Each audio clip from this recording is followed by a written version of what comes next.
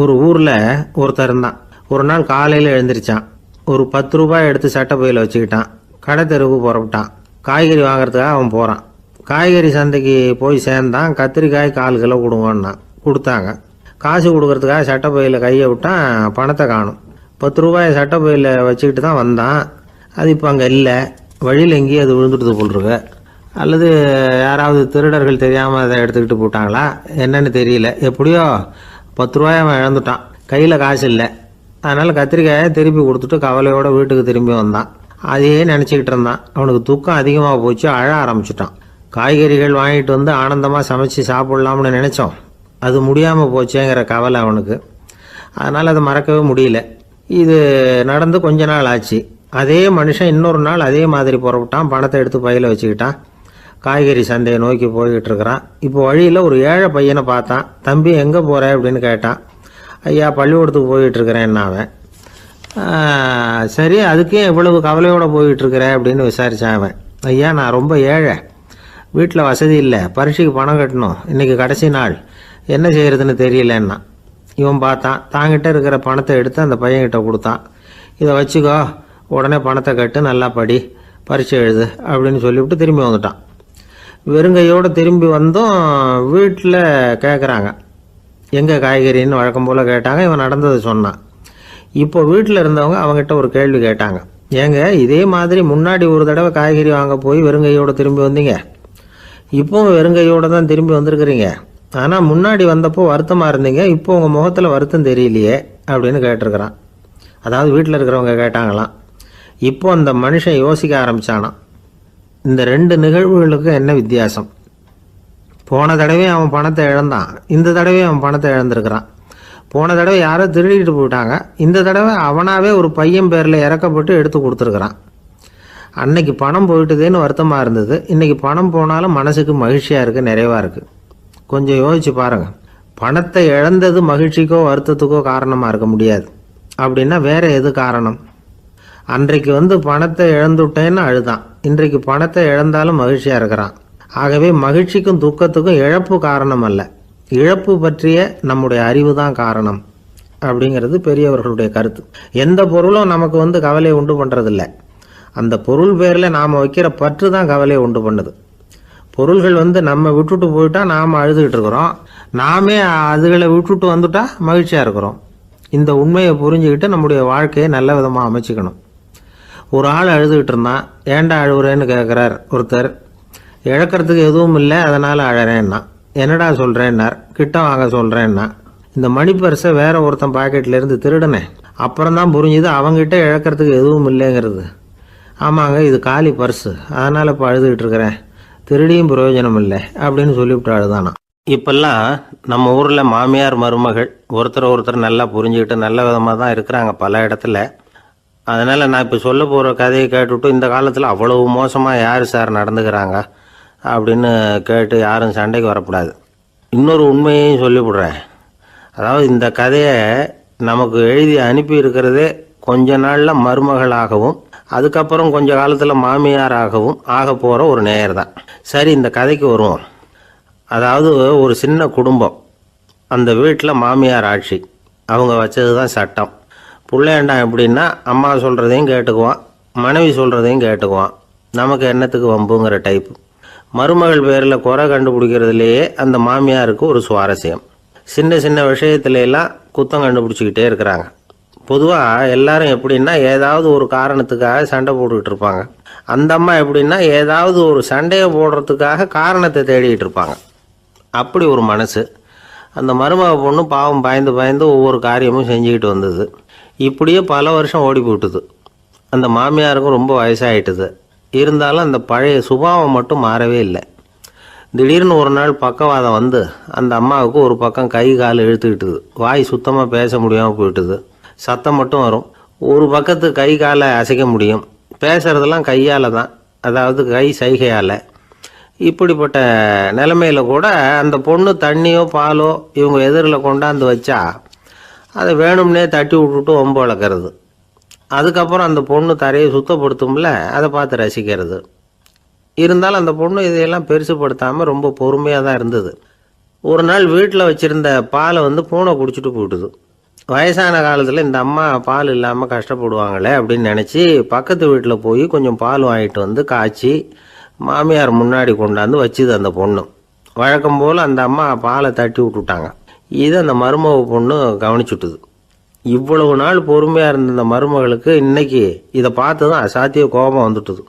கதவுக்கு பக்கத்தில் சாத்தி வச்சுருந்த உலக்கையை எடுத்து மாமியார் தலையில் போட அது குறி தவறி கழுத்தில் பட அந்த அம்மா கழுத்தை பிடிச்சிக்கிட்டு ஊன்னு கத்த இந்த பொண்ணு ஒன்றும் அலட்டிக்காமல் உலக்கையை எடுத்து மறுபடியும் கதவு பக்கம் சாத்தி வச்சுட்டு அது பாட்டுக்கு நடந்து போயிட்டுது. இருந்தாலும் மனசுக்குள்ளே லேசாக ஒரு பயம். கணவன் வீட்டுக்கு வந்ததும் என்ன விஷயம்னு கேட்டால் எப்படி சமாளிக்கிறது. அன்னைக்குன்னு பார்த்து ரொம்ப நேரம் கழித்து வீடு வந்து சேர்ந்தான் கணவன். உடனே அந்த அம்மா புகார் பண்ண ஆரம்பிச்சுட்டுது. பேச்சு தான் வராத, அதனால் ஒரு பக்கத்து கையால் சைகை காட்டுது. கதவுக்கு பக்கத்தில் இருந்த உலக்க பக்கமாக கையை நீட்டி காட்டி அப்படியே அந்த கையை தன் கழுத்துக்கு பின்பக்கமாக சுற்றி காட்டி நாக்கை வெளியில் நீட்டி நடந்த விஷயத்தை புரிய வைக்கிறதுக்கு முயற்சி பண்ணுது. இவனுக்கு ஒன்றும் புரியல. என்ன சொல்கிறாங்க அம்மா அப்படின்னு மனைவிகிட்ட கேட்குறான். அதுக்கு அந்த பொண்ணு ரொம்ப புத்திசாலித்தனமா, என்னங்க உங்கள் அம்மா சொல்கிறது உங்களுக்கு இன்னும் புரியலையா? அவங்க உங்களை பார்த்து என்ன சொல்கிறாங்கன்னா, ஏண்டா உலக்க மாதிரி நிற்கிற, சாக போகிற எனக்கு சங்கிலி எதுக்கு, என் கழுத்தில் கிடக்கிற இந்த சங்கிலியை கழட்டி என் மருமக கழுத்தில் போடுறா அப்படின்னு சொல்கிறாங்க அப்படின்னு தான். ஓ அப்படியா விஷயம்னு சொல்லி அம்மா கழுத்தில் இருந்த சங்கிலியை எடுத்து மனைவி கழுத்தில் போட்டுட்டு, அம்மா உன் விருப்பப்படியே போட்டாச்சு, இனிமேலாவது நிம்மதியாக படுத்து தூங்கு அப்படின்னு சொல்லிவிட்டு உள்ளே போயிட்டான். பார்த்தீங்களா கதையை? அதனால தான் மாமியார்கள் சைகை காட்டுறதுன்னா கூட இனிமேல் ஜாக்கிரதையாக இருக்கணும். இந்த உலகத்தில் உண்மையாகவே வேதாந்தம் பேசுகிறவங்களும் உண்டு, உள்ளுக்குள்ளே வேற மாதிரி இருந்துக்கிட்டு வெளியில் வேதாந்தம் பேசுகிறவங்களும் உண்டு. ஒரு ஆள் இருந்தார். அவரும் ஒரு கடை வச்சு வியாபாரம் பண்ணிக்கிட்டு இருந்தார். மகா கஞ்சன், யாருக்கும் எந்த உதவியும் செய்ய மாட்டார். எச்சில் கையென்ன ஈர கையை கூட உதற மாட்டார். அப்படிப்பட்ட மனுஷன். அந்த ஊருக்கு ஒரு முனிவர் வந்துக்கிட்டு இருந்தார். வருஷத்துக்கு ஒரு தடவை வருவார். ஒரு நாள் 2 நாள் இருப்பார், அப்புறம் போயிடுவார். அந்த முனிவர் வர்றப்போலாம் இந்த ஆள் எழுந்திரிச்சு ஓடி போய் அவரை வரவேற்பான். ரொம்ப பெரிய வேதாந்தி மாதிரி அவர்கிட்ட பேசிக்கிட்டு இருப்பான்.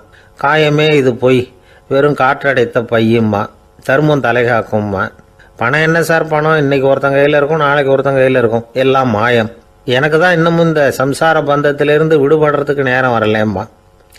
அந்த முனிவரும் இந்த ஆள் இப்படி சொல்கிறத கேட்ட உடனே, ஏப்பா அப்படி சொல்கிற, இப்போ கூட நீ சரின்னு சொல்லு, உனக்கு தீட்சை கொடுத்து இதிலிருந்து விடுபடுற ஞானத்தை போதிக்கிறேன் பார்.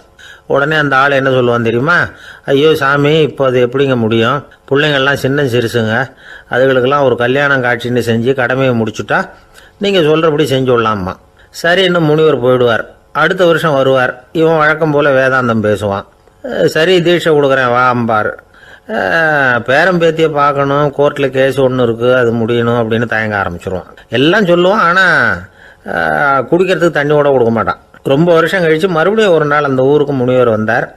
இவன் கடைக்கு வந்தார்.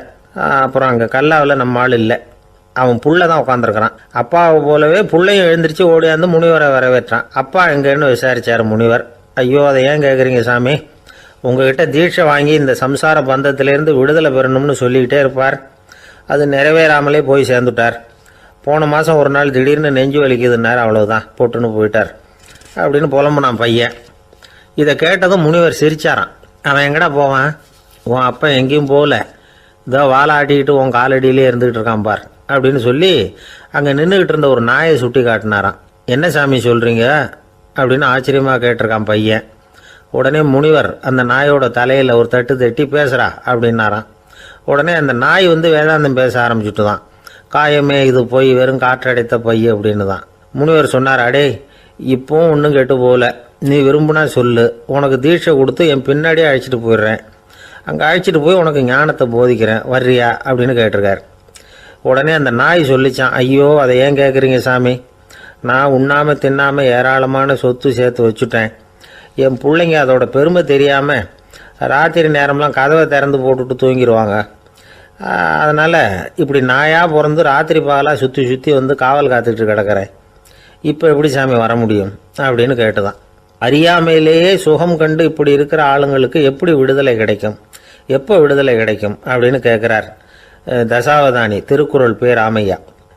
அவர் கேட்குறது நியாயம் தானே. இந்த காலத்து பையன் ஒருத்தன் அப்பா கிட்ட சொன்னான், அப்பா இன்றைக்கி நான் ரூபா மிச்சப்படுத்தி விட்டேன் அப்படின்னு நானும். அப்படியா, என்னடா பண்ணேன்னு கேட்டிருக்கார் அப்பா. டவுன் பஸ்ஸில் ஏறாமல் அது பின்னாடியே ஓடியாந்தேன், ரூபா மிச்சம்தானே அப்படின்றான். அட பாவி, ஒரு ஆட்டோ பின்னாடி ஓடியாந்துருந்தா 10 ரூபா மிச்சமாயிருக்குமே, வேஸ்ட் பண்ணிட்டியே அப்படின்னாராம் அந்த அப்பா. ஒரு கடற்கரை ஓரம், அங்கே ஒரு சின்ன கிராமம். அந்த கிராமத்தில் ஒரு சின்ன பள்ளிக்கூடம். கடற்கரை ஓரத்தில் உள்ள ஒரு விடுதியில் ஓய்வுக்காக ஒருத்தர் வந்து தங்கியிருக்கிறார். பள்ளிக்கூடத்தில் ஏதோ விழா நடக்கிறது மாதிரி தெரிஞ்சுது. உடனே அவர் அந்த பக்கமாக வந்தார். இங்கே என்ன நடக்குதுன்னு விசாரித்தார். பள்ளி ஆண்டு விழா நடக்குதுன்னாங்க. உடனே போனார். கண்காட்சி ஒன்று வச்சுருந்தாங்க. உள்ளே போய் பார்த்தார். பள்ளிக்கூடத்தில் படிக்கிற மாணவர்களே சொந்தமாக தயார் பண்ண பொருள்களை காட்சிக்கு வச்சுருக்கிறாங்க. அந்த ஊர் மக்கள்லாம் அதை கூட்டம் கூட்டமாக போய் பார்த்துக்கிட்டு இருக்கிறாங்க. இவரும் ஆர்வமாக அதையெல்லாம் பார்த்துக்கிட்டே போகிறார். ஒரு இடத்துல ஒரு சின்ன ரயில் செஞ்சு வச்சுருந்தாங்க, மாணவர்களே தயார் பண்ணது. மின்சாரத்தால் அது ஓடுறது மாதிரி பண்ணி வச்சுருந்தாங்க. அதில் ஒரு சின்ன பொத்தான் இருக்கும், அது அமுக்குனா ரயில் ஓடும், சுற்றி சுற்றி வரும். மாணவர்கள் எதிரில் நின்று அதுக்கு விளக்கம் கொடுத்துக்கிட்டு இருக்கிறாங்க. இவர் அதை கவனித்தார். ரயில் ஓடுறத பார்த்தார். அங்கே நின்றுக்கிட்டு இருந்த மாணவர்கள்கிட்ட விளையாட்டாக கேட்டார், ஏன்பா இந்த ரயில் எதனால் ஓடுது அப்படின்னு கேட்டார் இவர். சக்தியினால் ஓடுது அப்படின்னாங்க மாணவர்கள். அது என்ன சக்தின்னு கேட்டார். அதுக்கு பேர் மின்சாரம் அப்படின்னாங்க. சரி, நீங்கள் மின்சாரத்தை பார்த்துருக்குறீங்களா அப்படின்னார். நாங்கள் பார்த்தது இல்லைங்க, ஆனால் இதை செய்யறதுக்கு எங்களுக்கு உதவி பண்ண ஆசிரியர் ஒரு பட்டதாரி, ஒரு காலம் அவர் பார்த்துருக்கலாம் அப்படின்னாங்க. அவர் எங்கே இருக்காருன்னு கேட்டார். இதோ அழைச்சிட்டு வர்றோம்னு ஓடினாங்க. அவரை அழைச்சிட்டு வந்தாங்க. அவர்கிட்ட ஒரு பெரியவர் கேட்டார், மின்சாரத்தை நீங்கள் பார்த்துருக்குறீங்களா அப்படின்னு. மின்சாரத்தை பார்க்குறதாவது நான் பார்த்ததே இல்லை. நான் பார்த்தது அது செயல்படுற விதத்தை தான். அது விளக்கை வந்து எரிய வைக்குது, ரயிலை ஓட வைக்குது, இது மாதிரி எத்தனையோ எந்திரங்களை வந்து செயல்பட வைக்குது. ஆனால் உண்மையிலேயே அது என்னன்னு எனக்கு தெரியாது. ஒருவேளை இந்த பள்ளிக்கூடத்து தலைமை ஆசிரியருக்கு தெரிஞ்சிருக்கலாம், ஏன்னா அவர் ஒரு மேல்நிலை பட்டதாரி அப்படின்னாராம் அவர். சரின்னு போய் தலைமை ஆசிரியரை கூப்பிட்டுக்கிட்டு வந்தாங்க. அவர்கிட்டையும் இதே கேள்வி கேட்டாராம் அவர். மன்னிக்கணும், இந்த கேள்வியை இதுவரைக்கும் யாரும் என்கிட்ட கேட்டதில்லை. சக்தியை யாரும் பார்க்க முடியாது, ஆனால் அது செயல்படும் விதத்தை தான் பார்க்க முடியும் அப்படின்னாராம் அவர். இப்போ இதுவரைக்கும் கேட்டுக்கிட்டு இருந்த பெரியவர் சிரித்தார். சிரிச்சுட்டு சொன்னாராம், சரி அதுக்காக ஒன்றும் கவலைப்படாதீங்க, என்னுடைய பெயர் தாமஸ் ஆல்வா எடிசன் அப்படின்னாராம். இதை கேட்டதும் அங்கே இருந்தவங்களுக்கெல்லாம் அதிர்ச்சி, ஆச்சரியம்.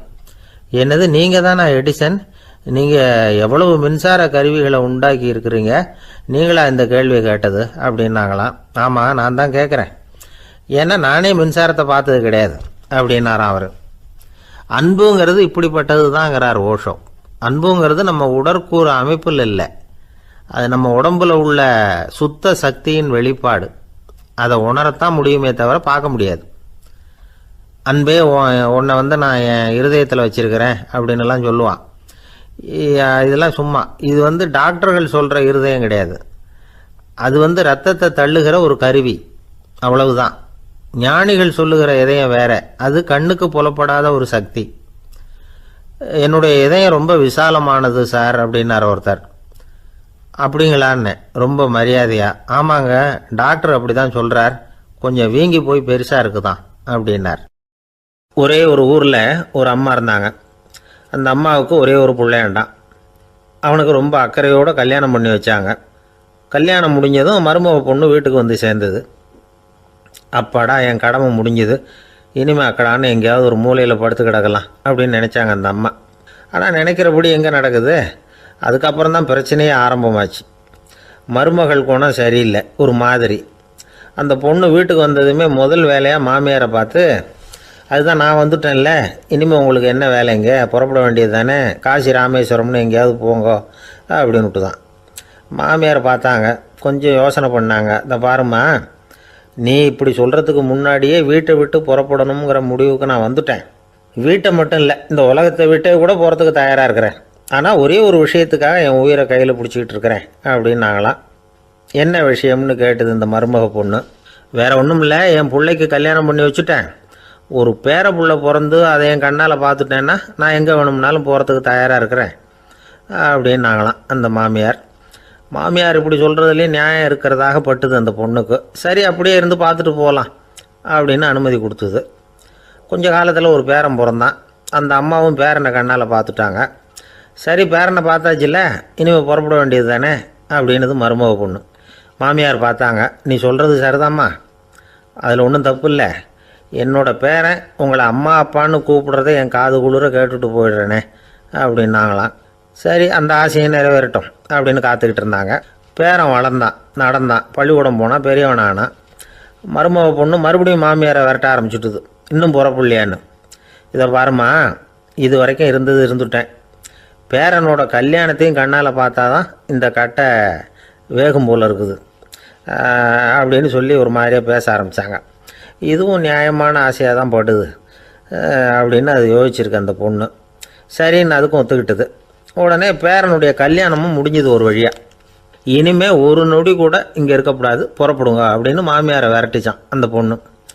இப்போ அந்த மாமியார் தன்னோட மருமகளை பார்த்து சொல்கிறாங்க, இதோ கிளம்பிட்டேம்மா, என் மூட்டை முடிச்செல்லாம் கட்டிக்கிட்டேன், புறப்பட்டுவிட்டேன்.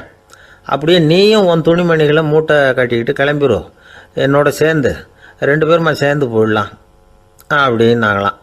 அந்த பொண்ணு முழிக்குது. முழிக்காதே, உனக்கும் ஒரு மருமக வந்துட்டா, இனிமேல் நீயும் ஒரு மாமியார் தானே, உனக்கும் இனிமேல் இங்கே வேலை இல்லை, புறப்படு அப்படின்னாங்களாம். அப்போ தான் அந்த பொண்ணு சிந்திக்க ஆரம்பிச்சுதான், தன்னோட தவறு புரிஞ்சுதான். இந்த தகவலை கேட்டுக்கிட்டு இருக்கிற மருமகள்லாம் இதை பற்றி கொஞ்சம் யோசித்து பார்க்கணுங்கிறதுக்காகத்தான் இதை சொல்கிறோம் மாமியார்கள் சார்பாக. கொஞ்ச நாளைக்கு முன்னாடி ஒரு பொண்ணை பார்த்து பேசுகிற சந்தர்ப்பம் கிடைச்சிது ஒரு கல்யாண வீட்டில். அந்த பொண்ணு சொல்லிச்சு, சார் எனக்கு கல்யாணம் ஆகி 15 வருஷம் ஆகுது, நான் மாமியார்கிட்ட சண்டை போட்டதே இல்லை அப்படின்னு ரொம்ப அடக்கமாக சொல்லிச்சு. அது எப்படிம்மா சாத்தியமாச்சுன்னு கேட்டோம். எனக்கு கல்யாணம் ஆகி 15 வருஷம்தான் ஆச்சு, ஆனால் என் மாமியார் செத்து போய் 20 வருஷத்துக்கு மேலே ஆயிட்டுது அப்படின்னுது. லோகமானிய பாலகங்காதர திலகர் இருந்தார்ல, அவருக்கு 15 வயசுலேயே கல்யாணம் நடந்துதான். மனைவி பேர் தபிபாய். ரொம்ப பெரிய குடும்பத்து பொண்ணு, நல்ல குணம். அவங்க குடும்பம் நடத்திக்கிட்டு இருக்கிறாங்க. அந்த காலத்தில் திருடர்கள் பயம் அதிகம். இந்த காலத்தில் மட்டும் என்னன்னு கேட்குறீங்களா? நீங்கள் கேட்குறது நியாயம்தான். இருந்தாலும் இந்த காலத்து திருடனுக்கும் அந்த காலத்து திருடனுக்கும் ஒரு முக்கியமான வித்தியாசம் உண்டு. அதாவது அந்த காலத்து திருடன்லாம் நியாயம் அநியாயம் பார்க்குறது உண்டு, இந்த காலத்தில் அப்படி பார்க்குறது இல்லை. அந்த காலத்தில் திருட வர்றவங்கள்ட்ட கூட ஒரு தார்மீக உணர்வு உண்டாம். அதாவது அப்போ உள்ள கொள்ளைக்காரங்க எதை களவாடினாலும் சரி, அரிசியை மட்டும் களவாடுறது இல்லையா, அப்படி ஒரு கொள்கை. அதனால் பாருங்கள், அந்த காலத்து பெண்கள் நகை நட்டுகளை பத்திரமா வைக்கணும்னா பெட்டியில் வைக்கிறது இல்லை, அரிசி பானையில் போட்டு வச்சு விடுறது. இப்போல்லாம் பேங்க்கில் சேஃப்டி லாக்கர்னு இருக்குல்ல, அது மாதிரி அந்த காலத்தில் சேஃப்டி லாக்கருங்கிறது அரிசி பானை. இந்த வளையல், மூக்குத்தி, தோடு இப்படி எதுவாக இருந்தாலும் அதில் போட்டு பத்திரமா வச்சுருவாங்க. திருடன் அரிசி பானை பக்கம் போகிறதில்ல. ஏன்னா சாப்பிட்ற விஷயத்தில் கை வைக்கக்கூடாது, அது பாவம் அப்படின்னு அவன் நினைக்கிறான். திலகரோட மனைவி தபிபாயும் அதே மாதிரி தன்னுடைய ஆபரணங்களை ஒரு அரிசி பானைக்குள்ளே போட்டு மூடி வச்சுருந்தாங்களாம்.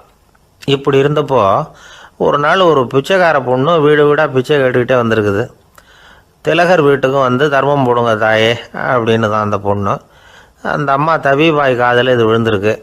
உடனே கை நிறைய அரிசி அள்ளிக்கிட்டு போட்டிருக்கு. பாத்திரத்தில் அரிசியை போட்டதுக்கு அப்புறம் தான் தெரியுது, பளிச்சுன்னு கண்ணில் படுது. அதாவது அந்த அம்மாவோட வைர மூக்குத்தி ஒன்று அரிசியோடு சேர்ந்து அந்த பிச்சைக்கார பொண்ணு பாத்திரத்தில் போய் விழுந்துட்டுது. இந்த அம்மாவுக்கு மனசுக்குள்ளே குழப்பம், என்ன இப்படி ஆகிட்டுதே, மூக்குத்தி போயிட்டுதே, பிச்சை பாத்திரத்துலேருந்து அதை எப்படி எடுக்கிறது அப்படின்னு தயக்கம். வாயை திறந்து அதை கேட்குறதுக்கும் கூச்சம். திண்ணையில் உட்காந்துருந்த திலகர் இவ்வளவையும் பார்த்துக்கிட்டு இருக்கிறார். மனைவியின் மனசுக்குள்ளே நடக்கிற மௌன போராட்டத்தை அவர் நல்லா புரிஞ்சுக்கிட்டாராம். மனைவியை பார்த்து சொன்னாராம், தபிபாய், இது தெய்வ சம்மதம், அவளுக்கு சேர வேண்டிய மூக்குத்தி அவகிட்ட போயிட்டுது, பிச்சை பாத்திரத்தில் விழுந்த மூக்குத்தியை எடுக்க வேணாம் அப்படின்னாராம். சரின்னு சொல்லிவிட்டு மேற்கொண்டு எதுவும் சொல்லாமல் அந்த அம்மா வீட்டுக்குள்ளே போயிட்டாங்களாம். இந்த காலத்துலலாம் அது மாதிரி நடக்குமா? வெறும் அரிசியை போட்டுவிட்டு விவகாரம் பண்ணிகிட்டு இருக்க மாட்டோமா? ஒரு பெரிய மனுஷன் வீட்டுக்கு ஒரு பிச்சைக்காரன் வந்தான். ஐயா, நாங்கள் பிச்சைக்காரங்கள்லாம் சேர்ந்து ஒரு சங்கம் வச்சுருக்குறோம், அதுக்கு நிதி சேர்க்குறோம், அதுக்கு ஒரு 100 ரூபா கொடுத்தீங்கன்னா எங்களுக்கு பெரிய உதவியாக இருக்கும் அப்படின்னானா. அதெல்லாம் ஒன்றும் கொடுக்க முடியாது போ அப்படின்னாரான் அவர். அப்படின்னா ஒரு 50 ரூபாயாவது கொடுங்களேன் அப்படின்ட்டுருக்கான். அதுவும் முடியாதுன்னு சொல்லிவிட்டார். 25 ரூபா அப்படின்ட்டுருக்கான். எதுவும் முடியாது அப்படின்னாரான். சரிங்க, இவ்வளவு பெரிய வீட்டுக்கு வந்துட்டு வெறுங்கையோடு திரும்புறது நல்லா இருக்காது, அதனால் சும்மா ஒரு ரூபா மட்டுமாவது கொடுங்க அப்படின்ட்டுருக்கான் அவன். ஒரு பைசா கூட என்கிட்ட கிடையாது அப்படின்னு விட்டாரான் இவர். அப்படின்னா நீங்கள் ஒரு காரியம் பண்ணுங்களேன் அப்படின்னானா அவன். என்ன செய்யணும் அப்படின்ட்டுருக்கார். எங்கள் சங்கத்தில் நீங்களும் ஒரு மெம்பராக சேர்ந்துருங்க அப்படின்னானா. காஞ்சிபுரத்தில் பல்லவ ராஜா ஒரு கோவில் கட்டினார், கைலாசநாதர் கோவில். அதுக்கு கும்பாபிஷேகம் பண்ணுறதுக்கு ஒரு நாள் குறிப்பிட்டு அதுக்கு வேண்டிய ஏற்பாடுகள்லாம் பண்ணினார்.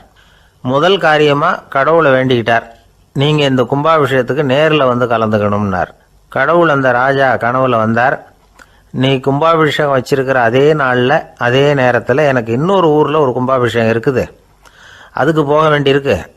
அதாவது திருநின்ற ஊரில் என்னுடைய பக்தர் ஒருத்தர், அவரும் ஒரு கோயில் கட்டி கும்பாபிஷேகம் செய்கிறார், நான் அதுக்கு போக வேண்டியிருக்கு, அதனால் உன்னுடைய தேதியை நீ மாற்றி வச்சுக்கோ அப்படின்னார். கடவுள் தான் எங்கேயும் இருக்கிறவராச்சே, அவர் நினச்சா 2 இடத்துலையும் இருந்து கோயில் கும்பாபிஷேகத்தை நடத்த முடியாதா? ஏன் அப்படி செய்யலை? அது ஒரு முக்கியமான காரணத்துக்காக தான். திருநின்ற ஊரில் இருந்த பூசலாருங்கிற அந்த அடியாரின் பெருமையை இந்த உலகத்துக்கு எடுத்து காட்டணுங்கிறதுக்காகத்தான் கடவுள் அந்த ராஜா கிட்ட அப்படி சொன்னார். சரி, அந்த அடியார் அப்படி என்னதான் பெருசாக கோயில் கட்டி விட்டார்? ராஜா கட்டின கோயிலை விட பெருசா? அவர் கட்டினது கருங்கல்லாலேயோ மண்ணாலேயோ மரத்தாலேயோ இல்லை. அவர் கட்டின கோயில் வேறு மாதிரி. அது மனசால் கட்டின கோயில், மனசுக்குள்ளே இருக்கிற கோவில், மனக்கோவில். அந்த அடியார் தன்னோட மனசுக்குள்ளே மாதக்கணக்காக ஒவ்வொரு கல்லாக சேர்த்து கட்டின கோவில். இந்த விஷயம் ராஜாவுக்கு தெரியாது. அவர் என்ன நினச்சிட்டாரு, அது நாம் கட்டின கற்கோயிலை விட ரொம்ப பெருசாக இருக்கும் போல இருக்கு அப்படின்னு நினச்சிட்டார். சரி, அப்பேற்பட்ட அந்த கோயிலை தரிசனம் பண்ணிவிட்டு வருவோம் அப்படின்னு நினச்சி ராஜா திருநின்ற ஊருக்கு போகிறார். அங்கே போய் பார்த்தா கோயிலையும் காணும், ஒன்றையும் காணும். கடைசியில் பூசலார் கட்டின மனக்கோவில் தான் அதுங்கிறத அவர் புரிஞ்சுக்கிறார். உடனே அந்த அடியாரின் காலில் விழுந்து வணங்குறார். அவரோ, இது மனசால முயன்ற கோவில், இதுக்கு இத்தனை பெருமையா அப்படின்னு ஆச்சரியப்படுறார். இதில் ஆச்சரியப்படுறதுக்கு ஒன்றும் இல்லை. ஆண்டவன் விரும்புறது அகபக்தியையே தவிர புற தோற்றங்களே அல்ல. இதை நாம் புரிஞ்சுக்கிட்டோம்னா நமக்குள்ள எந்த வேறுபாடுகளும் வர்றதுக்கு வழியே இல்லை. இன்னொரு ராஜா இருந்தார். அவர் ஆண்டவனுக்கு படைக்கிறதுக்காக ஒரு தார் நல்ல செவ்வாழை பழமாக எடுத்துக்கிட்டு போகணும்னு நினச்சார். அதனால் நாளே அதை வாங்கிட்டு வர சொன்னார் வேலைக்காரங்கிட்ட. வேலைக்காரன் போனால் கடைத்தெருவில் ஒரு தார் பழம் வாங்கினான். வர்ற வழியில் அவன் குடிசை. அப்படியே எட்டி பார்த்துட்டு போவோமேன்னு நினச்சான். போனான். அங்கே இவனோட குழந்தை பாவம் பசியால் கத்திக்கிட்டு இருக்கு. இவன் பார்த்தான், இவ்வளவு பெரிய தாரில் ஒரு 2 பழம் எடுத்தா தெரியவா போகுது அப்படின்னு நினச்சி ஒரு 2 பழத்தை பிச்சு அந்த குழந்தைகிட்ட கொடுத்தான். அதை வாங்கி வயிறார சாப்பிட்டுது. பசி அடங்குச்சு, விளையாட போயிட்டுது. இவன் அதுக்கப்புறம் வாழைப்பழத்தை எடுத்துக்கிட்டு அரண்மனைக்கு வந்தான். 2 பழம் பிச்சிருக்கிறது ராஜாவுக்கு தெரிஞ்சு போச்சு. இவன் உண்மையை சொல்லிவிட்டான்.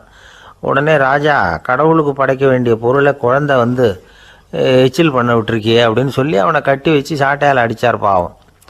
மறுநாள் பழத்தை கோயிலுக்கு எடுத்துகிட்டு போனார். கடவுள் முன்னாடி வச்சார். கடவுள் கண்ணை திறந்து பார்த்தார், பழம்லாம் அழுகி இருக்குது. என்ன இது அழுகி போன பழம் அப்படின்னார். ராஜா முழிச்சார். நல்லா தானே இருந்தது அப்படின்னு நினச்சார். அப்போ கடவுள் அந்த ராஜா கிட்ட சொன்னாராம், இதை பார்ப்பா, இந்த தாரில் 2 பழம்தான் நல்ல பழம், அந்த 2 பழங்களையும் நேற்றுக்கே நான் சாப்பிட்டுட்டேன் அப்படின்னாராம்.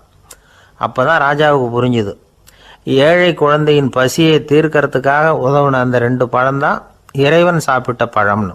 இறைவன் இருக்கிற இடம் எது? இதுதான். ஒரு ஊரில் ஒரு மன்னர் இருந்தார். புத்தி கூர்மை உள்ள ஒரு மன்னர். பொதுவாக மன்னர்களுக்கு சந்தேகம் வந்தால் சபையில் உள்ள சான்றோர்கள்கிட்ட கேட்டு தெரிஞ்சுக்கிறது தானே வழக்கம். ஆனால் இங்கே அப்படி இல்லை. மற்றவங்களுக்கு சந்தேகம் வந்தால் மன்னர்கிட்ட கேட்டு தெரிஞ்சுக்குவாங்க. அது மாதிரி கேட்டு தெரிஞ்சுக்கிறதுக்காக ஒரு பெரியவர் ஒரு நாள் வந்தார். அவர் கையில் 3 பொம்மைகள் வச்சுருந்தார். 3 ஒரே மாதிரி பொம்மைகள், கொஞ்சம் கூட வித்தியாசம் தெரியல. ஏது இந்த பொம்மைன்னு கேட்டார் மன்னர். எனக்கு வேண்டியப்பட்ட ஒருத்தங்கிட்ட இருந்து இதை வாங்கிட்டு வந்திருக்கிறேன். நான் தான் அவன்கிட்ட இந்த பொம்மையை செஞ்சு கொடுக்கும்படியா கேட்டுக்கிட்டேன். அவன் ரொம்ப புத்திசாலி, அவன் தான் இதை செஞ்சு கொடுத்தான். ஆனால் அதில் ஒரு சிக்கல் அப்படின்னார். என்ன பிரச்சனைன்னு கேட்டிருக்கார் இவர். நான் அவன்கிட்ட கேட்டது 3 விதமான பொம்மைகளாக இருக்கணும்னு கேட்டேன். அவன் என்னடான்னா 3 ஒரே மாதிரியாக செஞ்சு கொடுத்துட்டான் அப்படின்னார். அவங்ககிட்டயே கேட்கறது தானே அப்படின்ட்டுருக்காரு இவர். கேட்டேன், அவன் என்ன சொல்கிறான்னா, இது 3 ஒரே மாதிரி பொம்மை கிடையாது, 3 விதம், ஒன்றுக்கு ஒன்று வித்தியாசம் இருக்குது. இந்த 3 பொம்மையும் 3 விதமான நண்பர்களுக்கு உதாரணங்கள் அப்படின்னு சொல்கிறான். எனக்கு ஒன்றும் புரியல, அதுதான் உங்ககிட்ட வந்தேன் அப்படின்னார். சரி, அந்த பொம்மைகளை இப்படி கொடுங்கோ அப்படின்னு வாங்கினார் மன்னர். எடுத்துக்கிட்டு உள்ளே போனார். கொஞ்ச நேரம் கழித்து வெளியில் வந்தார். அதுக்கப்புறம் சொன்னார், இதை பாருப்பா, அவன் சொன்னது சரிதான், 3 விதம் தான். இது இருக்குதே முதல் பொம்மை, இது உத்தமமான நண்பனுக்கு உதாரணம். இந்த 2வது பொம்மை இது மத்தியமமான நண்பனுக்கு உதாரணம். அந்த 3வது பொம்மை இருக்குதே அது மோசமான நண்பனுக்கு உதாரணம். இதை செஞ்சவன் உண்மையிலேயே பெரிய அறிவாளி தான் அப்படின்னாராம். வந்தவருக்கு ஒன்றும் புரியல. பார்த்தா ஒன்றும் வித்தியாசம் தெரியலையே அப்படின்னு அவன் குழம்பி போய் நிற்கிறான். இப்போது அந்த மன்னர் விளக்கம் கொடுக்குறார். அந்த 3 பொம்மையையும் எடுத்து முன்னாடி வச்சார். ஒரு மெல்லிய கம்பியை கையில் எடுத்தார். அந்த முதல் பொம்மை காதில் விட்டார். கொஞ்ச தூரம் உள்ளே போய் அப்படியே நின்றுட்டுது அந்த கம்பி. அப்புறம் 2வது பொம்மை காதில் அந்த கம்பியை விட்டார். அந்த கம்பி என்னாச்சுன்னா அப்படியே அது வாய் வழியாக வெளில வந்தது. 3வது பொம்மை காதில் கம்பியை செலுத்தினார். அது நேராக இன்னொரு காது வழியாக வெளியில் வந்தது. இப்போ இந்த முதல் வகை இருக்குதே, அது மாதிரியான நண்பர்கள் எப்படி தெரியுமா? நம்ம கஷ்டத்தை அவங்கக்கிட்ட சொன்னால் பேசாமல் கேட்டுக்குவாங்க. வெளியில் அதை யாருக்கிட்டையும் சொல்லிகிட்டு இருக்க மாட்டாங்க. வெளியில் தெரியாமல் நமக்கு உதவி பண்ணுவாங்க. செஞ்சுட்டு அதை நான் தான் செஞ்சேன்னு சொல்லிகிட்டு இருக்க மாட்டாங்க. அதுதான் கம்பி ஒரு காது வழியாக போய் உள்ளேயே நின்றுட்டுது. 2வது பொம்மையில் கம்பி என்னாச்சு, ஒரு காது வழியாக போய் வாய் வழியாக வெளியில் வருது. இது மாதிரியான நண்பர்கள்கிட்ட நாம் கஷ்டத்தை சொன்னால் அதை அவங்க 4 பேர்கிட்ட போய் சொல்லி நமக்காக உதவி கேட்பாங்க. நமக்குன்னு கேட்டு வாங்கி அதை நம்மகிட்ட கொண்டுகிட்டு கொடுப்பாங்க. இவங்க மத்தியமமான நண்பர்கள். 3வது பொம்மையில் ஒரு காது வழியாக செலுத்துகிற கம்பி இன்னொரு காது வழியாக வெளியில் வந்துடுது. இது மாதிரியான நண்பர்கள்கிட்ட நம்ம கஷ்டத்தை சொன்னால் அவங்க காது கொடுத்து கேட்குறது மாதிரி நடிப்பாங்க. அப்படியே இன்னொரு காது வழியாக அதை வெளில விட்டுருவாங்க. அதை பற்றி கவலைப்பட மாட்டாங்க. இதுதான் இந்த பொம்மைகளுக்குள்ளே இருக்கிற வித்தியாசம் அப்படின்னு விளக்கம் கொடுத்தாராம் மன்னர். படிக்கிற பிள்ளைங்கள்லேயும் இது மாதிரி 3 வகை உண்டு. சில பேர் காதால் வாங்கி மனசில் வச்சுக்குவான். சில பேர் காதால் வாங்கி பேனாவால் எழுதி விடுவான். சில பேர் ஒரு காதால் வாங்கி இன்னொரு காதால் வெளியில் விட்டுருவான். ஒரு பையன் வகுப்பில் ஆசிரியர் பாடம் நடத்தும் பொழுது தலையை வேகமாக ஆட்டி ஆட்டி கேட்பானான். ஏன்டா இப்படி தலையை இப்படி ஆட்டுற அப்படின்னு கேட்டிருக்கான் பக்கத்தில் இருந்தவன். தலையை ஆட்டினா தாண்டா ஒரு காது வழியாக உள்ளே போகிறது, இன்னொரு காது வழியாக வெளியில் வேகமாக வெளில போகும் அப்படின்னானான் அந்த பையன். இந்த உலகத்தில் மனுஷன் எவ்வளவோ தவறுகள் செய்கிறான். அதுக்கெல்லாம் என்ன காரணம்? அதை பற்றின ஆராய்ச்சி தான் இன்றைக்கி. இதுக்கு ஆராய்ச்சி என்னத்துக்கு, அது தெரிஞ்ச விஷயம் தானே அப்படின்னு நீங்கள் நினைக்கலாம். ஆனால் அப்படி அலட்சியமாக இந்த விஷயத்தை விட்டுறக்கூடாது. பொதுவாக எல்லோரும் நினைக்கலாம் எது சரி எது தவறு அப்படின்னு தெரியாததுனால தான் மனுஷன் தப்பு பண்ணுறான் அப்படின்னு. ஆனால் அப்படி சொல்லிட முடியாது. மனுஷன் தெரிஞ்சே தான் தவறுகள் பண்ணுறான். இப்போ உதாரணத்துக்கு ஒரு சாலையில் இடது பக்கம் போக வேண்டிய ஒருத்தர் நடுக்கோட்டை தாண்டி வலது பக்கமாக வண்டியை ஓட்டிகிட்டு போகிறாருன்னு வச்சுக்கோங்க. என்னப்பா இது தப்பு இல்லையா அப்படின்னு அவர்கிட்ட கேட்டால், அதெல்லாம் எனக்கு தெரியும், நீ உன் வேலையை பார்த்துட்டு போ அப்படிம்பார். வலது பக்கமாக போகிறது தப்புன்னு தெரிஞ்சே தான் அவர் அப்படி செய்கிறார், அப்படி போகிறார். பெரிய உத்தியோகத்தில் இருக்கிறவங்க கூட லஞ்சம் வாங்குறாங்க. அவங்களுக்கெல்லாம் லஞ்சம் வாங்குறது தப்புன்னு தெரியலன்னு அர்த்தம். திருடுறது தப்புன்னு தெரியாமலாம் மனுஷன் திருடுறான். நல்லாவே தெரியும். நீங்கள் வேணும்னா கேட்டு பாருங்கள், வேறு வழி இல்லை அதனால தான் திருடுறேன்பா. திருடுறது ஒரு புண்ணியமான காரியம்னு திருடனே கூட சொல்ல மாட்டான். திருடுறது தவறுங்கிறது திருடனுக்கு தெரியும் அப்படிங்கிறத விளக்கிறதுக்காக ஒரு பெரியவர் ஒரு கதை சொன்னார். அதாவது 2 திருடர்கள் 2 பேரும் சேர்ந்து ஒரு வீட்டுக்கு போய் ஒரு 10,000 ரூபாயை திருடிட்டு வந்துடுறாங்க. ஒரு காட்டு வழியாக வந்துக்கிட்டு இருக்கிறாங்க. இன்னும் விடியல. 2 பேருக்கும் தூக்கம் கண்ணை சுற்றுது. சரி, இப்படியே ஒரு மரத்தடியில் படுத்து தூங்குவோம், காலையில் விடிஞ்சதும் இந்த பணத்தை 2 பேரும் பங்கு போட்டுக்குவோம் அப்படின்னு முடிவு பண்ணுறாங்க. அதே மாதிரி படுத்து தூங்குறாங்க. நடு ராத்திரியில் ஒரு திருடன் முழிச்சிக்கிறான். விடிகிற வரைக்கும் காத்துக்கிட்டு இருந்தால் 5,000 ரூபா தான் கிடைக்கும், இப்போவே கம்பி நீட்டினா 10,000 ரூபா கிடைக்கும் அப்படின்னு யோசித்து பார்த்துட்டு ஒரு முடிவுக்கு வந்தான். மெதுவாக அந்த 10,000த்தையும் சுருட்டிக்கிட்டு அடுத்தவனுக்கு தெரியாமல் ஓடி போயிட்டான். விடியுது. அடுத்தவன் எழுந்திரிச்சு பார்க்குறான். பணத்தையும் காணலை, பாகஸ்தனையும் காணலை. இந்த திருடன் அந்த திருடனை திட்டுறான். திருட்டு பய, அயோக்கிய பய, இப்படி அநியாயமாக கிளப்பிட்டு போட்டானே அப்படிங்கிறான். இதுலேருந்து என்ன தெரியுது? தெரியாமல் எடுத்துக்கிட்டு போகிறது திருட்டு, அயோக்கியத்தனம், அநியாயம் அப்படிங்கிறது இவனுக்கு தெரிஞ்சிருக்குது. அதனால தான் அடுத்தவனை பார்த்து இப்படி திட்டுறான். அதனால் தெரியாததுனால மனுஷன் தவறு பண்ணுறான்னு சொல்கிறது சரியில்லை. அப்படின்னா மனுஷன் பண்ணுற தவறுகளுக்கு உண்மையான காரணம் தான் என்ன?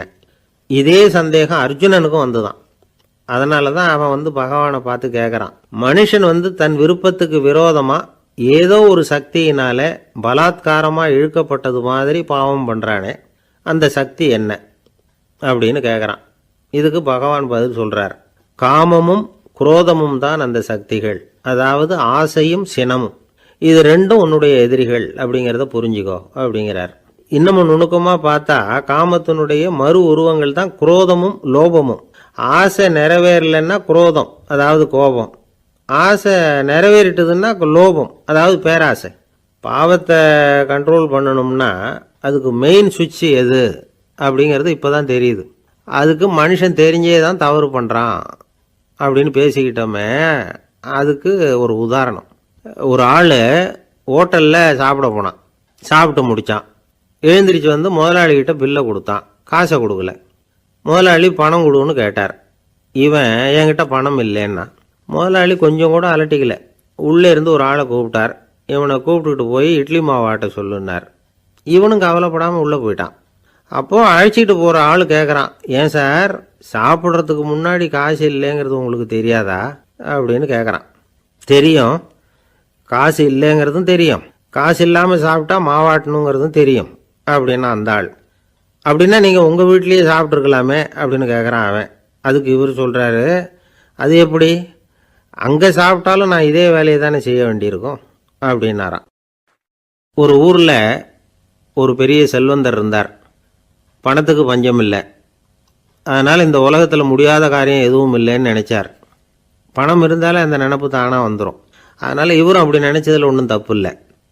அந்த ஊருக்கு குருநானக் ஒரு தடவை வந்தார். அவருக்கு இந்த செல்வந்தர் ரொம்ப பிரமாதமாக ஒரு வரவேற்பு கொடுத்தார். ஊர் எல்லையிலேயே எங்கள் வீட்டுக்கு வந்து விருந்து சாப்பிட்டுட்டு போகணும்னு கேட்டுக்கிட்டார். அவரும் சரின்னு ஒத்துக்கிட்டார். உடனே தன்னுடைய பங்களாவில் ஒரு பெரிய விருந்துக்கு ஏற்பாடு பண்ணார். குருநானக்கை அழைச்சிட்டு வீட்டுக்கு போனார், உட்கார வச்சார். ஐயா, நான் இந்த ஊர்லேயே ரொம்ப பெரிய வசதி உள்ளவன், என்னால் எல்லாம் முடியும், உங்களுக்காக நான் என்ன செய்யணும்னு சொல்லுங்கள், எதுவாக இருந்தாலும் பரவாயில்ல, எவ்வளவு செலவானாலும் பரவாயில்ல, என்னால் செய்ய முடியும், என்ன செய்யணும்னு சொல்லுங்கள், அது போதும், நான் செய்கிறேன் அப்படின்னு நான் ரொம்ப பணிவா. இதை கேட்டதும் குருநானக் சிந்திச்சார் கொஞ்ச நேரம். அதுக்கப்புறம் தன்னோட சட்டை பைக்குள்ளே கையை விட்டு ஒரு பழைய ஊசி ஒன்று எடுத்தார். அந்த செல்வந்தர்கிட்ட கொடுத்தார். இதை பாருங்கள், இவ்வளவு தூரம் நீங்கள் கேட்கறதுனால சொல்கிறேன், எனக்கு நீங்கள் செய்ய வேண்டிய உதவி இதுதான்னார். ஊசியை கையில் வாங்கிக்கிட்டு இதை என்ன செய்யணும்னு சொல்லுங்க அப்படின்னார் அவர். நீங்கள் செய்ய வேண்டியது என்னென்னா, இந்த ஊசியை பத்திரமா வச்சிருக்கணும். நாம் 2 பேரும் இறந்து போனதுக்கு பின்னாடி இன்னொரு உலகத்தில் நாம் சந்திக்கக்கூடிய வாய்ப்பு இருக்குது.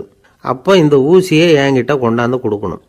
இதுதான் நீங்கள் எனக்காக செய்ய வேண்டிய உதவி அப்படின்னார் குருநானக் லேசாக சிரிச்சுக்கிட்டே.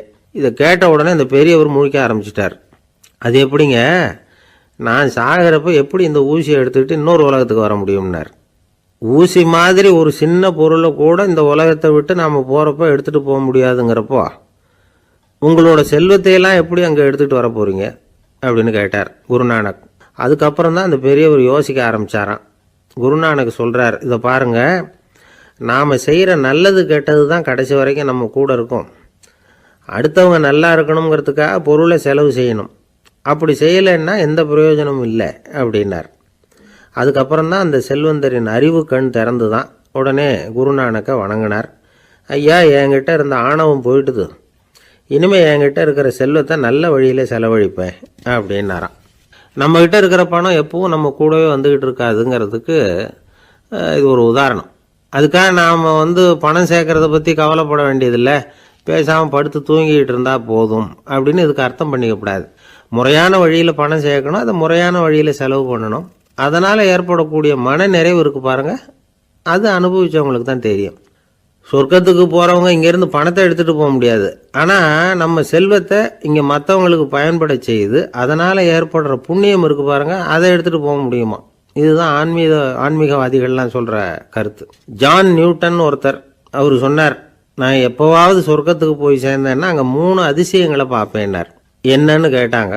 நான் யார் யார் இருக்க மாட்டாங்கன்னு நினச்சிக்கிட்டு இருந்தானோ அவங்களில் சில பேர் அங்கே இருப்பாங்க, அது ஒரு பெரிய அதிசயம்னார். சரி, அடுத்தது என்ன? 2வது அதிசயம் என்னன்னா, அங்கே இருப்பாங்கன்னு நான் எதிர்பார்த்த சில பேர் அங்கே இருக்க மாட்டாங்க அப்படின்னார். சரி, 3வது பெரிய ஆச்சரியம் என்ன அப்படின்னா, நான் அங்கே இருக்க பாருங்க, அதுதான் அந்த மூணாவது அதிசயம் அப்படின்னாராம். இன்பம் துன்பம் இது ரெண்டும் சேர்ந்தது தான் வாழ்க்கை. இது எல்லாரும் சொல்லிகிட்டு இருக்கிற ஒரு உண்மை. அது சரி, இது ரெண்டும் வர்றதுக்கு என்ன காரணம்? துறவி ஒருத்தர் யோசித்து பார்த்துருக்கார். இன்ப துன்பம் தோன்றுவதற்கு முக்கியமாக 6 காரணங்கள் உண்டு அப்படிங்கிறார் அவர். அது என்னங்கிறத நாமளும் தெரிஞ்சு வச்சுக்குவோமே. இப்போ முதல் காரணம் சுயநலம். ஒரு தாயார் தன்னுடைய சுயநலம் கருதி தன்னுடைய மகன் இன்பமாக இருக்கணும்னு ஆசைப்படுறாங்க. மகனும் அப்படியே ஆசைப்படுறான். அதனால் தாயாரின் இன்ப துன்பங்களை பார்த்துட்டு மகனும் இன்ப துன்பம் அடையிறான். அந்த அம்மாவுக்கும் அதே நிலைமை தான். 2வது காரணம் உறவு. நான் துறவியான பிறகு கூட உறவுங்கிற காரணத்தினால தான் தாயாருடைய சுக துக்கங்களை கண்டு நானும் சுக துக்கம் அடைகிறேன். என் தாயாருடைய நிலைமையும் இதுதான் அப்படிங்கிறார் ஒரு துறவி. 3வது காரணம் என்னென்னா அறிமுகம். எனக்கு அறிமுகமான ஒருத்தரை ரயில் நிலையத்தில் சந்திக்கிறேன். அவர் தன்னுடைய பணப்பையை எங்கேயோ தொலைச்சி விட்டு வருத்தப்பட்டுக்கிட்டு இருக்கிறார். நானும் வருத்தப்படுறேன்.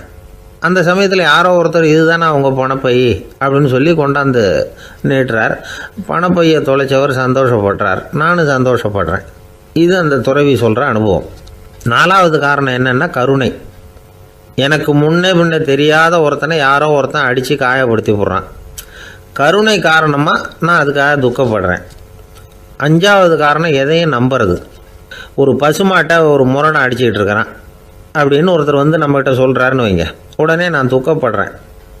இன்னொருத்தர் அந்த முரணனை போலீஸ்காரங்க பிடிச்சிட்டு போயிட்டாங்கன்னு சொல்லி சொல்கிறாரு, நான் உடனே சந்தோஷப்படுறேன். 3வதாக ஒருத்தர் முதல் 2 பேரும் சொன்னது பொய்யுங்கிறார். அப்போ நான் இன்ப துன்பம் ரெண்டுமே இல்லாமல் நிம்மதியாக இருக்கிறேன். இது ஒரு விதம். அடுத்தது 6வது காரணம் என்னென்னா தன்மயமாகுதல். ஒரு நாவல் படிச்சுக்கிட்டு இருக்கிறோம், அதில் வர்ற பாத்திரங்களோடு நாம் ஒன்றி போயிடுறோம். அதில் வர்ற பாத்திரங்கள் சிரிச்சுதுன்னா நாமளும் சிரிக்கிறோம், அது அழுதுன்னா நாமளும் அழறோம். அதெல்லாம் அந்த துறவி சொல்கிற அனுபவ உண்மைகள். இன்ப துன்பம் இது ரெண்டும் தோன்றுவதற்கு சுயநலம், உறவு, அறிமுகம், கருணை, எதையும் நம்புறது, தன்மயமாகிறது, இது எல்லாம் தான் முக்கிய காரணம் அப்படின்னு அவர் சொல்கிறார். ஆகக்கூடி ஒட்டு மொத்தமாக யோசனை பண்ணி பார்த்தா பிற பொருள்கள் மீது பற்றுதல் காரணமாக தான் நாம் இன்ப துன்பம் அடையிறோம் அப்படிங்கிறத புரிஞ்சிக்க முடியுது. மனுஷன் இன்ப துன்பம் அடையிறதுக்கு 7வது காரணம் கூட ஒன்று உண்டு அப்படின்னு சொல்லிகிட்டே வந்தார் ஒருத்தர். அது என்ன அப்படின்னு கேட்டோம். அதுதான் சார் இந்த நீங்கள் சொல்லிட்டு வர்ற இன்று ஒரு தகவல்னார். எப்படி சொல்கிறீங்கன்னு கேட்டோம். இன்று ஒரு தகவல் கேட்க ஆரம்பிக்கிறப்போ மனசில் இன்பம், ஆரம்பித்த உடனே இது ஏற்கனவே கேட்ட சமாச்சாரமாச்சே அப்படின்னு நினைக்கிறப்போ துன்பம் அப்படின்னு அதுக்கு ஒரு விளக்கம் கொடுத்தார் அவர். வயிறு பசிக்குதேங்கிறது சிலரோட கவலை, வயிறு பசிக்க மாட்டேங்குதே அப்படிங்கிறது சில பேரோட கவலை. 2 விதமான கவலைக்கும் வயிறு தான் காரணமாக இருக்குது. வயிறு பசிச்சதுன்னா அது இயற்கை, வயிறு பசிக்கலைன்னா அது வியாதி. ஆனால் பசியையும் நாம் பசிப்பிணி அப்படின்னு தான் சொல்லுவோம். என்ன காரணம்? வியாதியை போக்க வேண்டியது எவ்வளவு முக்கியமோ அதை விட முக்கியம் பசியை போக்க வேண்டியது. ஒரு சமுதாயத்தில் பசிப்புணியே இருக்கக்கூடாது, அதுதான் நல்ல சமுதாயம். பசியை போக்கணும்னா சாப்பாடு போடணும், பசியின்மையை போக்கணும்னா வைத்தியம்தான் பண்ணணும். இது சம்பந்தமாக எவ்வளவோ ஆராய்ச்சிகள் நடக்குது, நிறைய மருந்து கண்டுபிடிச்சிருக்கிறாங்க. நம்ம உடம்பில் பசியை தூண்டக்கூடிய பகுதி எது, இதை முதல்ல தெரிஞ்சுக்கணும் இல்லையா? நாம் சாப்பிட்ற ஆகாரம் செரிக்கிறதுக்கு எது காரணம் தெரியுமா? நம்ம மூளையோட பின்பகுதி தான் அதுக்கு காரணமாக இருக்குதான். மூளையின் பின்பகுதியில் நரம்பு செல்களால் ஆன 2 வகையான ஆரக்சின்கள் தான் பசியை உண்டாகுது அப்படின்னு கண்டுபிடிச்சிருக்கிறாங்க. 2 ஆய்வாளர்கள் இதை கண்டுபிடிச்சிருக்காங்க. அவங்க 2 பேரும் டெக்சாஸ் பல்கலைக்கழகத்தில் ஹார்வர்டு ஹக்ஸ் மருத்துவ கல்வி நிலையத்தில் பணிபுரிகிறவங்களாம். உண்பது தேவைங்கிறது உணரப்படும் போது மூளையின் அந்த குறிப்பிட்ட பகுதி ஆரக்சின் அப்படிங்கிற ஹார்மோன்களை சுரக்கும். அது பசி உணர்வை தூண்டும் அப்படிங்கிறது தான் அந்த ஆய்வாளர்களின் கண்டுபிடிப்பு. இந்த ஆரக்சின் வேறு சில உயிரினங்கள்லேயும் உண்டு. இப்போ எலிகளில் கூட இது இருக்குது. அதனால் எலிகளை வச்சு இது சம்பந்தமாக ஆராய்ச்சி பண்ணாங்க. எலிகள் உடம்பில் ஆரக்சினை செலுத்தி பார்த்தாங்க. உடனே என்னாச்சு தெரியுமா? அந்த எலியெல்லாம் பசியால் துடிக்க ஆரம்பிச்சுட்டுது. எதையாவது தின்னு பசியை தீர்த்தா போதுங்கிற அளவுக்கு அந்த எலிகள்லாம் அல்லாட ஆரம்பிச்சுட்டுது. இயல்பாக சாதாரணமாக அந்த எலிகள் எவ்வளவு சாப்பிடுமோ அது மாதிரி 8 முதல் 10 மடங்கு அதிகமான ஆகாரத்தை 1 மணி நேரத்துக்குள்ளே சாப்பிட்டு தீர்த்துட்டு தான். சில எலிகளின் மூளையில் இந்த ஆரக்சின் அளவை கட்டுப்படுத்தி பார்த்துருக்குறாங்க. உடனே என்னாச்சு தெரியுமா, அதெல்லாம் சாப்பாட்டை கண்டா முகத்தை திருப்பிட்டு போக ஆரம்பிச்சுட்டு தான். அந்த எலிகளுக்கு பசி எடுக்கலையா. இந்த ஆராய்ச்சியின் அடிப்படையில் பசியை எடுக்காமல் இருக்கிற மனிதர்களுக்கும் பசியை தூண்ட முடியும் அப்படின்னு சொல்லி ஆராய்ச்சியாளர்கள் தெரிவிச்சிருக்கிறாங்க. ஆக ஆரக்சின் தான் பசிக்கு காரணம்ங்கிறது தெரிஞ்சு போச்சு. சரி, இந்த ஆரக்சின் அப்படின்னா என்ன? அது ஒரு கிரேக்க சொல். அதுக்கு பசின்னு அர்த்தம். நம்ம ஆளுங்களுக்கெல்லாம் பசியை தூண்டுறதுக்கு மருந்து தேவையில்லை, பசியை குறைக்கிறதுக்கு தான் மருந்து தேவை. ஒரு அம்மா டாக்டரை தேடி வந்தாங்களாம். டாக்டர், எங்கள் வீட்டுக்காரருக்கு திடீர்னு அகோர பசி, நிறைய சமைச்சு போடுறேன், அவ்வளவையும் சாப்பிட்டுட்டு கீழே கிடக்கிற குப்பை கூலங்களையும் எடுத்து சாப்பிட ஆரம்பிச்சுட்றார், என்னன்னு கவனித்து பாருங்கள் அப்படின்னாங்களாம். எவ்வளோ நாளாக அப்படி இருக்குதுன்னு கேட்டிருக்காரு டாக்டர். 1 வாரமாக அப்படி இருக்குதுன்னாங்களாம். இவ்வளவு நாளாக ஏன் சும்மா இருந்தீங்க, ஆரம்பத்திலே இங்கே அழைச்சிட்டு வர வேண்டியது தானே அப்படின்னாரான் டாக்டர். அது ஒன்றும் இல்லை டாக்டர், வீடு பூரா சுத்தமாகட்டுமேன்னு பார்த்துக்கிட்டு இருந்தேன் அப்படின்னாங்களாம் அந்த அம்மா. ஒரு மாணவனை பார்த்தேன், என்ன தம்பி படிப்புலாம் எப்படி இருக்குது அப்படின்னு விசாரித்தேன். அவன் ரொம்ப அழுத்துக்கிட்டான். நான் நல்லா தான் சார் படிக்கிறேன், இருந்தாலும் புத்தியில் சரியாக ஏற மாட்டேங்குது சார் அப்படின்னா. சரி, இவனும் நம்ம ரகம்தான் அப்படின்னு சொல்லி முடிவு பண்ணிக்கிட்டோம். கல்வி கற்கக்கூடிய ஒரு மாணவன் சம்பந்தப்படுற புத்திகள் பல வகை. அதை பற்றி ஒரு பெரியவர் விளக்கி இருக்கிறார். மிருத்து புத்தின்னு ஒன்று இருக்குதான். மிருத்துன்னா மண்ணால் செவுறு கட்டுறோம்ல, மண் சுவரில் ஆணி அடிக்கிறதும் சுலபம், அதை பிடுங்கி எடுக்கிறதும் சுலபம். அது மாதிரி சில பேர் குரு சொல்லி கொடுக்குறத சுலபமாக கேட்டு தெரிஞ்சு வச்சுக்குவாங்க, கொஞ்ச நேரத்தில் சுலபமாக மறந்தும் போயிடுவாங்க. இது மிருத்து புத்தின்னு பேர், மண் புத்தி. தாரு புத்தின்னு ஒன்று உண்டான். தாருன்னா மரம். அதில் பச்சை மரத்தில் ஆணி அடிக்கிறது சுலபம், ஆனால் அதை எடுக்கிறது கஷ்டம்.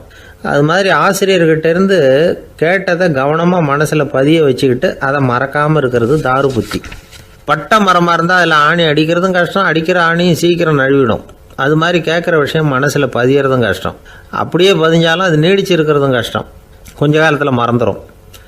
இன்னொரு வகை புத்தி ஒன்று உண்டு, அதுக்கு பேர் சிலா புத்தின்னு பேர். சிலான்னா கல்.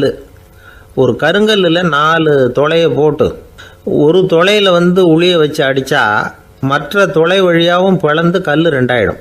அது மாதிரி சந்தியான இடங்களில் குறிப்பாக ஒரு பொருளை சொன்னால் அதை வச்சுக்கிட்டு மற்றதையும் தெரிஞ்சுக்கிறது, அது சிலா புத்தின்னு பேர்.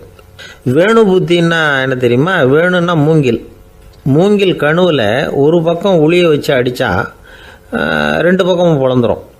அது மாதிரி ஒரு செய்தியை கேட்டுக்கிட்டு இருக்கிறப்பவே அதோட முன்பின் தொடர்களையும் தெரிஞ்சுக்கணும், அது வேணு புத்தி. தைல புத்தின்னு ஒன்று உண்டு. தைலம்ங்கிறது எண்ணெய். தண்ணியில் ஒரு துளி எண்ணெயை விட்டால் அது தண்ணி பூரா பரவி போடுதில்ல, அது இப்படி பரவுறது மாதிரி ஆசிரியர் சுருக்கமாக ஒரு கருத்தை சொன்னால் அதை வச்சுக்கிட்டு பூரா விஷயங்களையும் தெரிஞ்சுக்கணும், அது தைல புத்தி. கற்பூர புத்தின்னு ஒன்று கேள்விப்பட்டிருக்கோம். அது எப்படின்னா, கற்பூரம் தீ பட்ட உடனே பிடிச்சிக்கும். ஆசிரியர் சொன்ன உடனே நுண்ணறிவோட பாடங்களை புரிஞ்சுக்கிறது இந்த வகை புத்தி. கரி புத்தின்னு ஒன்று. அது எப்படின்னா, கரியில் நெருப்பை வச்சு விசிறிய பிறகு அதுக்கப்புறம் அது கறி நெருப்பாகும். அது மாதிரி காலம்பரை சாயந்தர வேலைகளில் ஆசிரியர் பாடம் சொல்லி கொடுப்பார், அதை கொண்டு புரிஞ்சுக்கிறது இந்த வகை. கதலித்தண்டு புத்தின்னு ஒன்று சொல்லுவாங்க. கதலிங்கிறது வாழை மரம்.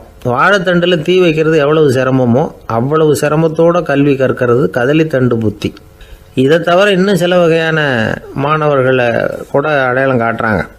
ஆசிரியர் சொன்னதில் நல்லதை மட்டும் எடுத்துக்கிறவன் அன்னம். ஆசிரியர் கிடைச்ச இடத்துல பாடத்தை கேட்டுக்கிட்டு பிறகு தனியாக உட்காந்து சிந்திக்கிறவன் பசுமாடு அப்படி தானே, புல் கண்ட இடத்துல மேயும், அதுக்கப்புறம் நிதானமாக அசை போட்டுக்கும். ஆசிரியர் சொன்னதை தவிர வேறு எதையும் சொல்ல முடியாதவன் கிளி. பல இடங்களில் பாடங்கள் கேட்டு கடைசியில் ஒன்றும் புரியாமல் போகிறவன் ஆடு ஒரு செடியில் வயிறார மேயாது, ஒரே செடியில் இக்கரைக்கு அக்கறை பச்சைன்னா அங்கேயும் இங்கேயும் அலைஞ்சிக்கிட்டே இருக்கும். சில பேருக்கு எருமைன்னு பேர். எருமை எப்படின்னா குளத்து நீரை கலக்கி தான் குடிக்கும். அது மாதிரி ஆசிரியர் மனசை நோக செய்து பயில்கிற மாணவர்கள்லாம் இந்த ரகம். இவ்வளவுலாம் இருந்தாலும் இந்த காலத்து மாணவர்கள்லாம் ஒரு தனி ரகம். ஒரு ஆசிரியர் வகுப்பில் பாடம் நடத்திக்கிட்டு இருந்தார். இலக்கண வகுப்பு. இறந்த காலம், நிகழ்காலம், எதிர்காலம், past tense, present tense, future tense, இதை பற்றிலாம் பாடம் நடத்துகிறார். எல்லாம் சொல்லி கொடுத்துட்டு இப்போ நான் ஒரு வாக்கியம் சொல்லுவேன், அது என்ன காலம் அப்படிங்கிறத நீங்கள் சொல்லணும்னார் ஆசிரியர். சரி, நாங்கள் மாணவர்கள்லாம் நான் நாளைக்கும் பாடம் நடத்தப் போகிறேன். இது என்ன காலம் அப்படின்னு கேட்டார் ஆசிரியர். அதாவது நான் நாளைக்கும் பாடம் நடத்தப் போகிறேன், இந்த வாக்கியம் என்ன காலம்னு கேட்டார். ஒரு பையன் மெதுவாக எழுந்திரிச்சு சொன்னான், இது எங்கே போதாத காலம் சார் அப்படின்னு சொல்லிவிட்டு உட்காந்துட்டானா. ஒருத்தர் ஓடி வந்தார். இன்னொருத்தரை பார்த்து, சார் உங்கள் சைக்கிளை ஒரு நாள் இரவல் கொடுங்களேன், பக்கத்து ஊருக்கு போயிட்டு வர வேண்டியிருக்கு அப்படின்னார். இவர் சைக்கிளை கொடுத்து பத்திரமா கொண்டுகிட்டு போங்கன்னார். சார் இதை பத்திரமா கொண்டு போகிறேன், கவலையே வேணாம், ஏன்னா இது உங்களோட சைக்கிள் அப்படின்னு நான் நினைக்கல, என்னோட சைக்கிளாக நினைக்கிறேன் அப்படின்னார். அதுக்கப்புறம் தான் இவருக்கு உண்மையாகவே பயம் வந்துட்டுது. ஏன்னா அவர் சொன்னது மாதிரி அதை தன்னோட சைக்கிளாகவே நினச்சி தள்ளிட்டு போட்டால் என்ன பண்ணுறது? எது எதை நம்முடையதாக நினைக்கணுங்கிறதுக்கு ஒரு வரையறை இருக்குது. சில பேர் ஆஃபீஸையே வீடாக நினச்சி விடுறது உண்டு. அப்படிப்பட்டவங்க கூட வீட்டை ஆஃபீஸாக நினைக்கிறதில்ல. ஏன்னா வீட்டில் இவர் ஆஃபீஸராக நடந்துக்க முடியறதில்ல. இதெல்லாம் ஒரு பக்கம் இருக்கட்டும், இப்போ விஷயத்துக்கு வருவோம். பொறியியல் மேதை டாக்டர் விஸ்வேஸ்வரய்யா இருந்தார் இல்லையா, பாரத ரத்னா விருதெல்லாம் கொடுத்தாங்களே. ஆஃபீஸ் வேலை வேறு, சொந்த வேலை வேறு அப்படிங்கிறதுக்கு ஒரு உதாரணமாக இருந்தவர் அவர். மைசூர் மகாராஜா கிட்ட திவானாக இருந்தார். அவர் ஒரு நாள் அரசாங்க வேலை காரணமாக வெளியூர் போயிருந்தார். ஹாசன்கிற ஊருக்கு பக்கத்தில் ஒரு பயண மாளிகை, அங்கே தங்கிவிட்டார். ராத்திரி அங்கே தங்கி இருந்துட்டு விடிஞ்சதும் ஊருக்கு திரும்புறதாக திட்டம். ராத்திரி தூங்கிறதுக்கு ரொம்ப நேரம் ஆகிட்டுது. ரொம்ப நேரம் வரைக்கும் அரசாங்க சம்பந்தப்பட்ட வேலைகளையே பார்த்துக்கிட்டு இருக்கிறார். அரசாங்க ஃபைல்கள் நிறைய இருந்தது. அதையெல்லாம் ஒவ்வொன்றா எடுத்தார், படித்து பார்த்தார், பரிசீலனை பண்ணார். அதில் எழுத வேண்டியதை எழுதினார், கையெழுத்து போட்டார். ஒரு வழியாக அந்த வேலையெல்லாம் முடிஞ்சுது. அதுக்கப்புறம் என்ன பண்ணார்னா, தன்னுடைய சூட்கேஸை திறந்தார். அதிலிருந்து 2 மெழுகுவத்தியை எடுத்து கொளுத்தி வச்சார். அந்த பயண மாளிகையில் அது வரைக்கும் எரிஞ்சிக்கிட்டு இருந்த மின்சார விளக்குகளை அணைச்சுட்டார். அதுக்கு பிறகு அந்த மெழுகுவத்தி வெளிச்சத்தில் சில புத்தகங்களை தொடர்ந்து படிக்க ஆரம்பிச்சிட்டார். அந்த பயண மாளிகையில் பணியாளராக இருந்தவர் இதை பார்த்துட்டு ஓடி வந்தார். மறுபடியும் மின் விளக்கு போடுறதுக்காக போனார். விஸ்வேஸ்வரய்யா அதை பார்த்துட்டு போட வேணாம்ட்டாராம். இது வரைக்கும் நான் அரசாங்க அலுவல்களை கவனிச்சிக்கிட்டு இருந்தேன், அதனால் மின் விளக்குகள் அப்போ எரிஞ்சதில் தப்பு இல்லை. இப்போ நான் புத்தகம் படிச்சுக்கிட்டு இருக்கேன், இது என்னுடைய சொந்த வேலை, இங்கே இருக்கிற மின் விளக்கு அதுக்காக ஏன் எரியணும் அப்படின்னு கேட்டாராம். இப்போ இருக்கிற சில அரசு பணியாளர்கள்கிட்ட இந்த சம்பவத்தை பேச்சோட பேச்சாக சொல்லி பார்த்தேன். அவங்களால இதை ஜீரணிக்கவே முடியல. நேர்மை தேவை தான் சார், அதுக்காக அவ்வளவு தூரத்துக்கு அது தேவையா அப்படிங்கிறாங்க. விஸ்வேஸ்வரய்யா அப்படி பண்ணினது தான் ஒரு நேர்மையாளர் அப்படின்னு இந்த உலகத்துக்கு நிரூபிக்கணுங்கிறதுக்காக இல்லை.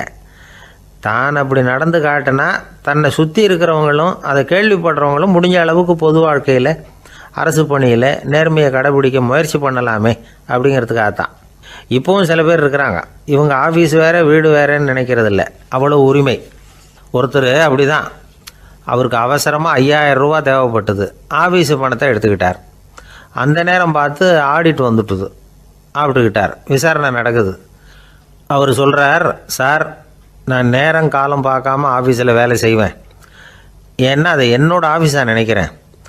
அவசரத்துக்கு அந்த பணத்தை எடுத்தேன், மறுபடியும் வச்சுடலாம்னு தான் இருந்தேன், அதுக்குள்ளே இப்படி ஆகிட்டுது. நீங்கள் என்ன நினச்சாலும் சரி, நான் ஆஃபீஸ் வேறு வீடு வேறு அப்படின்னு நினைக்கிறதில்ல, அது என்னோடய சுபாவம் அப்படின்னார். விசாரணை பண்ணவர் தீர்ப்பு வழங்கினார். உங்கள் சுபாவத்துக்கு மதிப்பு கொடுத்து நானும் தீர்ப்பு வழங்குறேன். நீங்கள் கொஞ்ச நாள் ஜெயிலில் இருந்துட்டு வாங்க, அது உங்களுக்கு கஷ்டமாக இருக்காதுன்னு நினைக்கிறேன். ஏன்னா அங்கே போனாலும் நீங்கள் உங்கள் சுபாவப்படி வீடு வேறு ஜெயில் வேறேன்னு நினைக்க மாட்டீங்க அப்படின்னாராம். ஒரு நாள் ஒரு நண்பரை சந்தித்தேன். உங்கள் வீடு எதுன்னு உங்களுக்கு தெரியுமா சார்ன்னு. அவர் என்னை ஒரு மாதிரியாக பார்த்தார். அப்புறம் சொன்னார், தெரியும் அப்படின்னாரு. சரி, உங்கள் தொலைபேசி எண் உங்களுக்கு தெரியுமான்னு. அதுவும் தெரியும்னார். உங்கள் மனைவி மக்கள் யார் யாருன்னு உங்களுக்கு தெரியுமான்னு கேட்டேன். என்ன ஒரு மாதிரியாக பார்த்தார். அப்புறம் சொன்னார், அதுவும் தெரியும் சார் அப்படின்னார். சரி, நீங்கள் யாருன்னு உங்களுக்கு தெரியுமான்னு கேட்டேன். இப்போ தான் அவர் முழிக்க ஆரம்பித்தார். அவர் மட்டும் அப்படி இல்லை, நாம் எல்லாருமே அப்படி தான். எதிரில் நிற்கிறது யாருங்கிறது தெரியும், நாம் யாருன்னு நமக்கு தெரியாது. உண்மையிலேயே நாம் யார்? இந்த கேள்விக்கான பதிலை தான் வாழ்க்கை பூரா நாம் தேடிட்டு இருக்கிறோம். புத்தர் என்ன சொல்கிறார் தெரியுமா? நீங்கள் கடவுளை பற்றி கவலைப்பட தேவையில்லை, உங்களை பற்றின கவலை உங்களுக்கு இருந்தால் போதும் அப்படிங்கிறார்.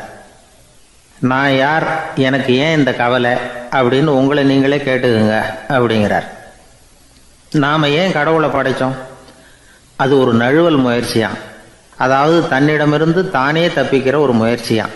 இப்படி தான் அதை சொல்கிறாங்க அறிஞர்கள்லாம். மக்கள் பொய்யான பிரச்சனைகளில் ஆர்வமாக இருக்கிறாங்க. அதுக்கு தீர்வு காணவும் முயற்சி பண்ணுறாங்க. கடவுளை பற்றி விவாதிக்க எல்லாருக்கும் விருப்பம். தன்னுடைய சுயம் பற்றிய பிரஜையே இருக்கிறதில்ல.